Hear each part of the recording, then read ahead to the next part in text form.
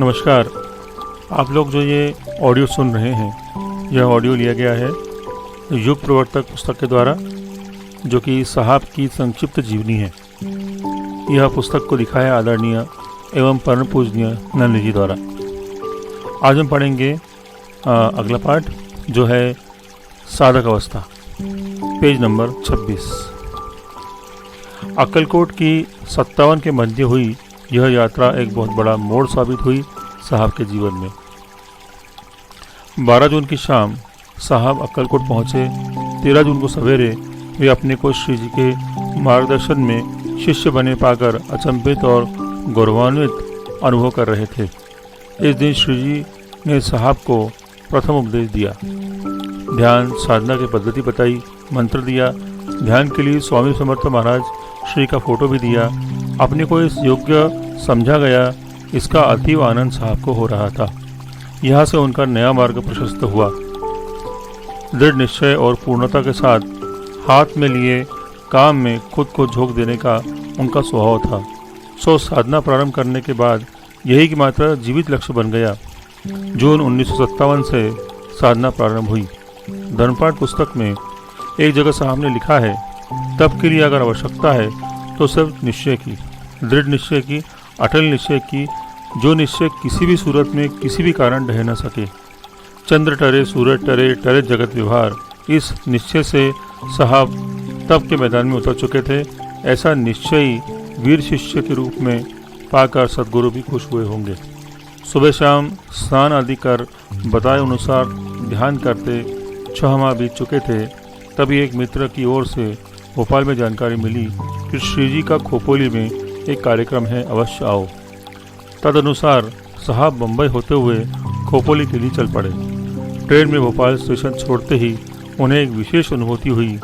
खिड़की से बाहर जहां नजर जाती, श्री स्वामी समर्थ महाराज श्री या गजानन महाराज श्री के दर्शन उन्हें हो रहे थे।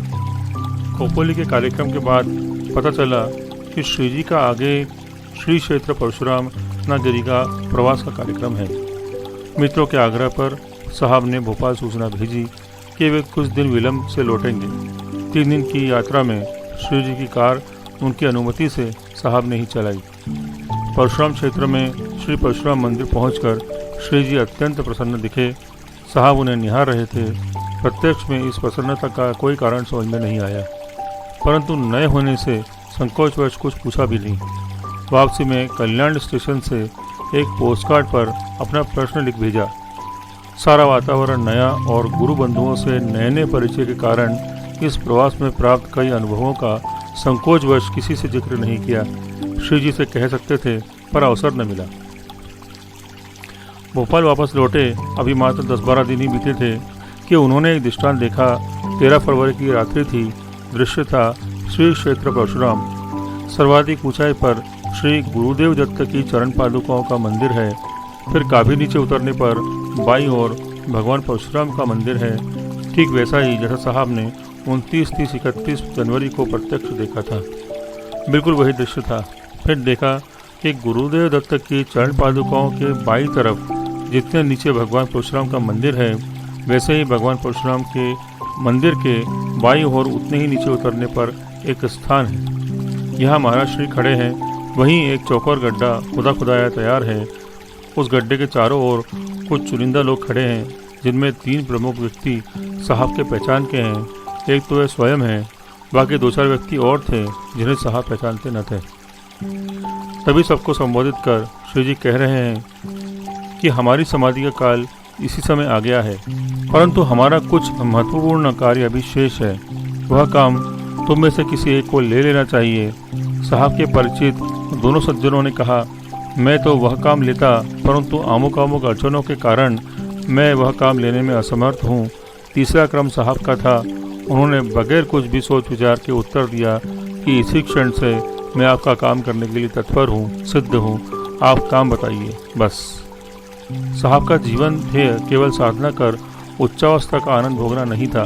साधना का उद्देश्य लोक कल्याणकारी कार्य करना था। एक श्रेष्ठ महत्वपूर्ण कार्य उनकी प्रतीक्षा कर रहा था। उनके जैसे श्रेष्ठ व्यक्तित्व के स्वामी ही ऐसा कठिन कार्य कर सकते हैं, इसलिए ईश्वर ने उन्हें चुना था, उन्हें इस दुनिया में भेजा था और उनका हाथ समर्थ गुरु के हाथ में सौंप दिया था। इस उपरोक्त दृष्टांत ने युग प्रवर्तनकारी कार्य में उनकी भूमिका एवं उनका स्थान कहाँ है यह दिखाया। गुरु परंपरा में गुरुदेव दत्त पश्चात भगवान परशुराम, फिर गजानन महाराज श्री और उनके कार्य का बीड़ा उठाने वाले उनके समर्थ शिष्ट श्री साहब। किंतु परंतु का उनके जीवन में कभी कोई स्थान न था। संकल्प थे, विकल्प नहीं। हाँ यानी हाँ, ना यानी ना। इसलिए स्वभाव अनुसार उनका उत्तर था, इसी क्षण से मैं आपका काम करने के लिए तत्पर हूँ, सिद्ध हूँ। आप काम बताइए। अपनी सिद्धता यानी योग्यता का विश्वास भी उन्हें था, क्योंकि अपनी श्रद्धा, निष्ठा, लगन और दृढ़ता से वे परिचित थे। दृष्टांत में वही दिखा जो भविष्य में घटित होना था।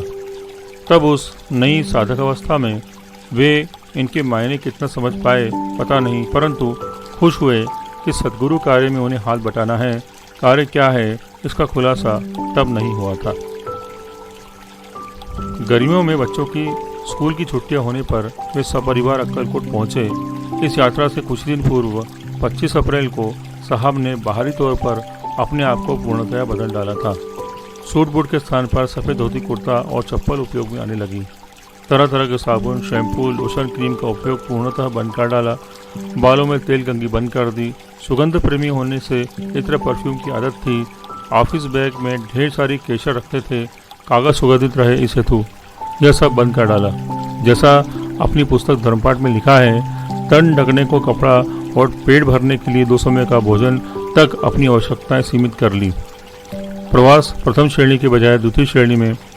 होल्डाल, अटैची, थर्मस की जगह एक झोले ने ली। टूथपेस्ट की जगह गोबर के कंडे से बना मंजन उपयोग करना शुरू किया। शौकीन साहब ने अपने आप को जो बदल डाला था, धीरे धीरे नहीं, एक झटके में। प्रचंड परिवर्तन। ढेर सारे कपड़ों के जोड़े, जूतों के जोड़े व अन्य सी सामग्री जो उनके लिए अनुपयोगी हो गई थी, उस 25 अप्रैल को मित्र संबंधियों में बांट दी। यह परिवर्तन संन्यास से कम न था। सन्यासी का तो बाह्य परिवेश बदल जाता है, यहाँ तो उसी वातावरण में उन्हीं सब पूर्व परिचितों में रहना और व्यवहार करना था। यह तो और भी कठिन था। चश्मे का उपयोग, पास की दृष्टि कमजोर होने से लिखने पढ़ने के लिए चश्मा लगता था। हाथ, घड़ी आदि भी छोड़ दिए। 25 अप्रैल बेटी ज्योति का जन्मदिन था। उसकी पहली वर्षगांठ थी। वह अंदर बाहर से ज्योतिर्मय हो चुके साहब ने ज्योति के जन्मदिन को ही इस परिवर्तन के लिए उपयुक्त मुहूर्त माना। अच्छे खासे कमाते हुए व्यवसाय में निरंतर प्रगति हो रही थी। ऐसे समय में यह परिवर्तन हुआ। अच्छे से अच्छा गद्दा, रेशमी रजाई, तकिया, मच्छरदानी इस्तेमाल होता था। अब उसके स्थान पर सूती चटाई व सफ़ेद चादर और सूती शाल एवं सादा तकिया आ गया। गर्मी के दिन थे, परंतु ठंड में अब गर्म कपड़ों का इस्तेमाल करना नहीं था, सो वह भी बांट दिए। यह जो बाह्य परिवर्तन आया वह जीवन के अंतिम क्षण तक ऐसा ही बना रहा। आगे 16 वर्ष तक जीवन शैली में कोई परिवर्तन फिर न हुआ। शारीरिकता भी पराकाष्ठा थी। अक्कलकोट मई में पहुंचे इस परिवर्तन के साथ साहब ने जो दृष्टांत देखा था, फरवरी में ईश्वर शक्ति उस कार्य के लिए उन्हें गढ़ रही थी। यह देखकर श्री जी को प्रसन्नता हुई। दृष्टांत का अर्थ जानने की साहब की उत्कंठा को श्री जी ने शांत करना चाहा। भगवान परशुराम जी के उनके संबंध का खुलासा किया। श्री मुख से परशुराम गाथा सुनना साहब को आनंद विभोर कर गया। श्री जी ने बताया कि किस तरह स्वेच्छा के विरुद्ध ईश्वरीय योजना अंतर्गत उन्हें 19 वर्ष की आयु में 11 मार्च 1938 को इस मठ का मठाधिपति बनना पड़ा। फिर अध्यक्ष रखकर उन्हें मंत्र दिया गया। मंत्र की साधना निष्ठापूर्वक करने के उपरांत 4 वर्ष बाद पता लगा कि भगवान परशुराम उनके सद्गुरु हैं। सन 1942 में प्रत्यक्ष आकर पूर्णाभिषेक दीक्षा देते हुए अपना परिचय उन्होंने दिया था। हमारा गोत्र जमदाग्नि है। भगवान के साथ श्री जी की वायु मार्ग से अलग अलग जगह यात्राएं हुई। 1944 में भगवान ने गुरु दक्षिणा के रूप में वेदों के पुनरुज्जीवन का गुरुतर कार्य मांगा। प्रतिज्ञा की विजयदशमी को भगवान ने अनेक लोगों को यहाँ भेजा, मुलाकात घटित करवाई सब सुनना साहब को रोमांचित करने वाला था। इस शिष्य से भी गुरु की मुलाकात भगवान ने करवाई थी, इसे यहाँ लाया था। प्रतिज्ञा पूर्ति में इसका महत्वपूर्ण कार्य था जिससे यह अभी अनजान था। सपरिवार 1 माह यहाँ बिताकर साहब भोपाल रवाना हुए। यह यात्रा अपनी कार से हुई थी। साहब को ड्राइविंग का शौक था, इसलिए ड्राइवर यूसुफ का काम पीछे बैठना भर रहता था। तेज और सधी हुई गाड़ी चलाते थे। उन दिनों 2.5 घंटे में भोपाल से इंदौर पहुंचा करते थे, परंतु आगे यह शौक कम हो गया। सतत होने वाले देव दर्शनों के कारण उन्होंने गाड़ी चलाना लगभग छोड़ ही दिया। व्यवसाय यथावत चल रहा था। साधना में द्रुत गति से चल रही थी। श्री जी ने अपने भक्त से कहा था, बाकी लोग फुटपाथ पर चल रहे हैं और पोद्दार साहब को वायु मार्ग से आगे ले जाया जा रहा है। इस वाक्य से साधना में साहब की प्रगति का अनुमान लगाया जा सकता है। इस गति को झेलना सर्वश्रेष्ठ श्रेणी के साधक के लिए ही संभव है। साहब निजानंद में मगन रहने लगे थे। इसी कारण उन्होंने एक ऐसा निर्णय लिया जिससे आप्तजन दुखी हो गए। कुछ समय पूर्व उन्होंने कागज़ का एक कारखाना लगाने का विचार किया और दिल्ली में लाइसेंस के लिए आवेदन भी दे दिया था। यह विचार शिव जी के समक्ष भी व्यक्त कर चुके थे। मित्र बाबूराव पारखे कागज़ के व्यवसाय से जुड़े थे। उन्हीं की पहचान से देवास महाराज से मुलाकात हुई और वे पूंजी लगाने को तैयार हो गए। जापान से मशीनें आयात होनी थी। पार्टनरशिप में व्यवसाय करना था क्योंकि खुद की कोई पूंजी न थी। आवेदन के 3 माह के अंदर बिना किसी प्रयास के लाइसेंस मिल जाना, पूंजी की व्यवस्था होना और मशीनें तैयार स्टॉक में उपलब्ध होना किसी अजूबे से कम न थी। विदिशा के पास कारखाना लगना था। ज़मीन तय हो गई थी। कॉलोनी का नक्शा बनकर तैयार था। अतः जब रुपयों की पहली किस्त का चेक मंगाकर काम प्रारंभ करने का वक्त आया, साहब ने इस पर पुनर्विचार करने का सोचा। परिणाम हुआ नकारात्मक। जो अनुभव आज तक आए उन्हीं को दोहराने के बजाय जो नया मार्ग स्वीकारा, नए नए अनुभव आने लगे, उसी में आगे प्रगति करना ज़्यादा श्रेयस्कर समझ में आया। कारखाने में उलझने का मतलब यह प्रगति प्रभावित होना था, इसलिए कारखाना नहीं लगाना तय पाया। मित्रों, परिचितों, रिश्तेदारों, सभी शुभ चिंतकों को बड़ी ठेस लगी, पर कुछ नया पाना था, अनुभव लेना था, कुछ विशिष्ट कार्य करना था, सो यह नाराजगी तो उठानी ही थी। प्रखर साधक के लिए जरा भी यह कठिन न था। पोद्दार एजेंसीज की सीमित आय में आराम से गुजर बसर कर उत्तरदायित्व निभाते हुए अपनी साधना की बुलंदियों तक पहुंच सकते थे। यही उन्हें चाहिए था। इसी समय संपूर्ण समर्पण का भाव विकसित हो चुका था, इसलिए अपने जीवन का उद्देश्य ड्रिफ्टिंग एज ही प्लीजेस, जैसा वे चाहे वैसे चलते रहना बना लिया था। साहब ने आदतवश ही क्यों न हो कोई काम अधूरे मन से नहीं किया था। समग्रता के साथ करने पर ही परिपूर्णता संभव है। अब शुरू हुआ श्री आज्ञा से लेखन का सिलसिला। आज तक व्यावसायिक पत्र के अलावा कुछ लिखा ही नहीं। भाषा रही अंग्रेजी, हिंदी का तो जरा भी अभ्यास नहीं था। परंतु नवंबर में स्वामी गंगाधर महाराज श्री जी के पूर्व गुरु, पूर्व मठाधिपति द्वारा लिखित मराठी पद अभंग बोध का हिंदी में काव्य अनुवाद किया। यह 8 पंक्तियों का छोटा सा काव्य साहब के जीवन से मेल खाता था। सत्य केवल सत्य बोलो, शुद्ध सतपथ पर ही चलो तुम, सत्य का आश्रय पकड़कर पूर्ण आशाएं करो तुम, दूर जंगल कहूँ न जाकर सावधान मन ही करो तुम, दास बोले क्या कहूँ मैं, निज अपना दर्शन करो तुम। सत्य बोलना, सत्य व्यवहार करना साहब का सहज स्वभाव था।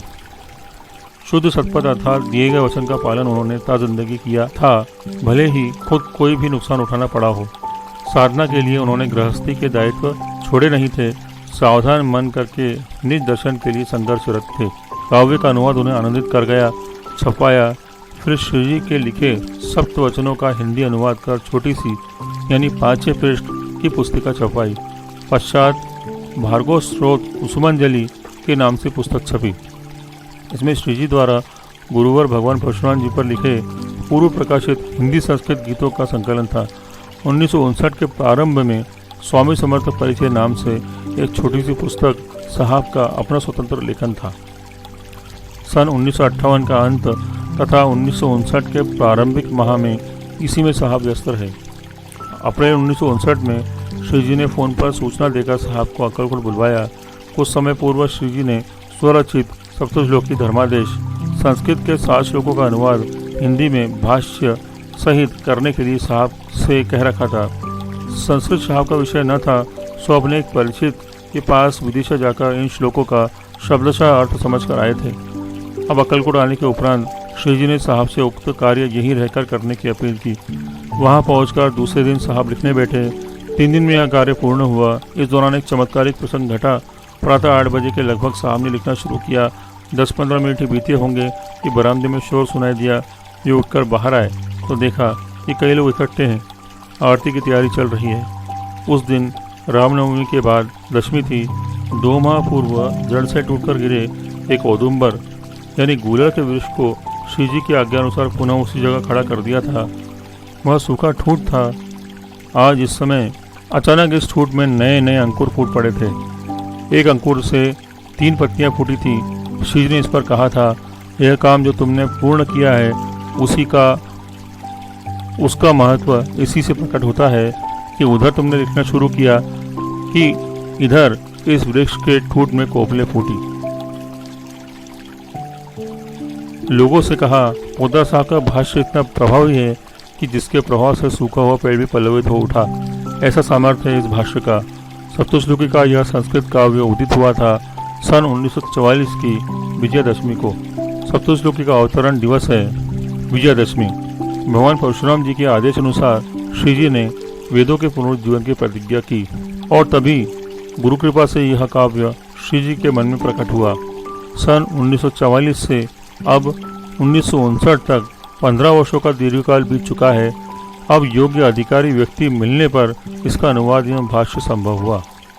अक्कलकोट से दौड़ते ही सप्तश्लोकी धर्मादेश की पुस्तक छपाई करवाने में साहब व्यस्त हुए। इस भाष्य को अक्कलकोट में लिखते समय वे इसके साथ इतने समरस हो गए थे। परिणाम स्वरूप ट्रेन में कुछ काव्य पंक्तियां स्वस्फूर्त गुनगुनाने लगे। कागज निकालकर लिपिबद्ध किया और दौड़ स्टेशन पर डाक के डिब्बे में डाल दी। अक्कलकोट के लिए नाम था आरती सदगुरु की। सदगुरु शक्ति का साधक के दृष्टिकोण से हृदयस्पर्शी वर्णन है यह आरती। इसमें आर्त स्वर में एक मांग भी कर बैठे, उस शक्ति से धर्म प्रचारक जीवन बीते, कृपा चाहता बंदा। यह बंदा तब तक अपने आप को इस ऊंचाई पर पहुंचा चुका था कि मांग पूरी होनी ही थी। कहते हैं ना, खुद ही को कर बुलंद इतना कि खुदा खुद बंदे से पूछे, बता तेरी रजा क्या है। यही स्थिति बन चुकी थी। अब तक व्यवसायिक कार्य में कुशल रहा यह व्यक्ति ईश्वरीय प्रेम से आकंठ डूब चुका था। इसलिए इस तरह का काव्य प्रस्फुटित हो सका।